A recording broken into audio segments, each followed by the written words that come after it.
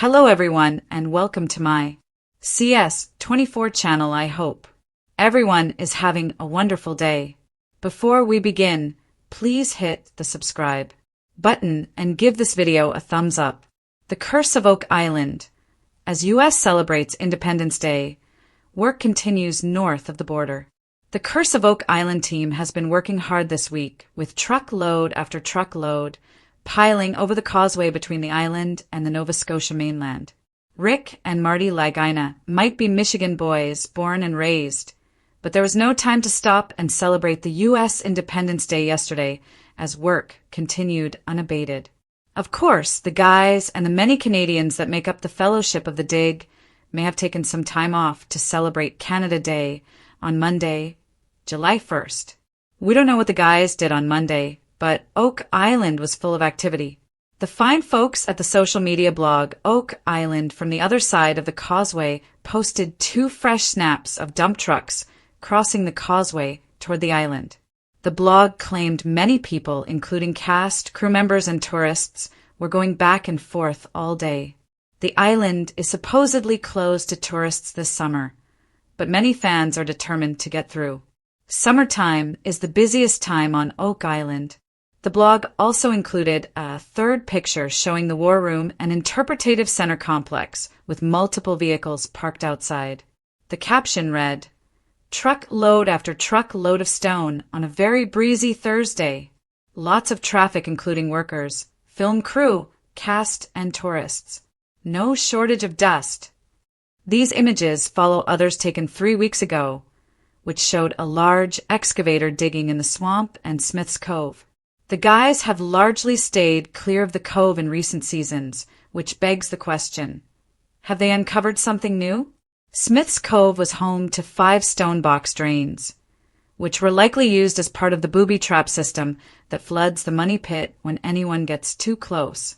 The cove was also where metal detectorist Gary Drayton uncovered the famous lead cross, dating back to the 1300s or 1400s. Oak Island's Gary Drayton celebrated Canada Day. Meanwhile, Gary marked Canada Day with a celebratory post.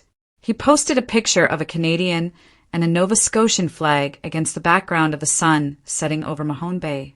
The 4th of July is a day of fireworks, cookouts, and flag waving across the United States. Families gather for backyard barbecues. Towns hold parades, and the night skies are painted with bursts of red, white, and blue. But for the Oak Island team, there's no pause button, no national holiday from the mystery that has gripped them for over a decade. While America takes the day off, the rhythmic hum of machinery and the echo of voices carry across Nova Scotia's Mahone Bay. Work continues quietly, relentlessly, north of the border. For Rick and Marty Lagina, the day begins like any other, early. The mist is still clinging to the water when they step onto the island. The air is cool, the kind of damp chill that seeps into your bones, but it's also alive with promise. "This is what we do," Rick says simply, gazing toward the garden shaft. The treasure doesn't care what day it is. The garden shaft, a place of equal parts frustration and fascination, has been a focal point all season. Weeks of careful excavation have revealed stacked timbers, evidence of human construction deep below the surface, and most recently, faint traces of gold in the water samples. Now, the team believes they are closing in on a tunnel that could lead straight toward the legendary chapel vault, or perhaps the elusive money pit itself. Heavy equipment roars to life. Across the causeway, trucks bring in supplies. There are no fireworks here, but the tension in the air is just as electric. Gary Drayton, the island's ever-optimistic metal-detecting expert, is already pacing along the perimeter of the work site with his trusty detector. His headphones are snug over his ears, his eyes scanning the ground like a hawk's. "Holiday or not, mate," Gary grins. History's still out here waiting to be dug up. Nearby, Scott Barlow oversees the engineering crew, lowering another massive steel casing into place at the shaft. Every section driven into the earth brings them closer to their goal, but also raises the stakes. The deeper they go, the more dangerous and unpredictable the ground becomes. At the Money Pit, Terry Matheson examines the latest core samples. The geologist has been studying the wood fragments, clay layers, and strange anomalies pulled from deep below. One recent sample showed compacted material unlike anything naturally occurring in the area, suggesting a man-made structure. He's convinced they're on the edge of something significant. "I'll tell you," Terry says, holding up a piece of timber blackened by age. "This didn't just fall here. Someone put it here a long, long time ago." While the digging continues, Alex Lagaina and Laird Niven walk toward Lot 5, a piece of land that has been producing its own share of tantalizing finds. The archaeologists have uncovered unusual stone formations, pottery fragments, and hints of early European presence. Just last week, a hand-forged spike was found buried alongside shards of 18th century ceramics. The discoveries point to pre-Money Pit activity, perhaps even an encampment tied to the treasure's original hiding. As they work, the sounds of American celebration float faintly through phone calls and text messages from family back home. Marty's grandchildren are at a lakeside picnic.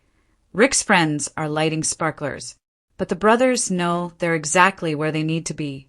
"Some people spend their holiday watching fireworks," Marty chuckles. "We'll settle for finding gold." By midday, the team gathers for a brief meeting in the war room.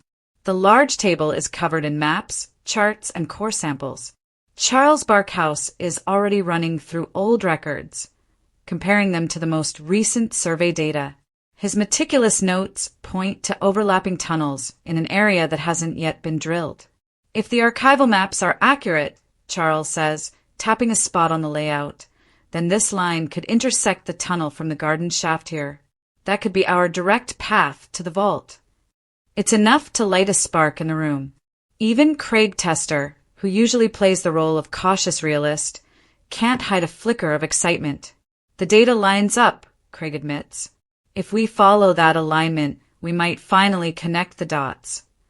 Out on the water, Jack Begley pilots a small boat toward the island's western shore, checking on a team conducting sonar scans. For years, there have been whispers of hidden chambers beneath the bay, flood tunnels, or escape routes built by whoever placed the treasure here. The sonar shows faint voids beneath the seabed, their shapes suspiciously geometric. Jack marks the coordinates carefully. Every anomaly is a potential lead.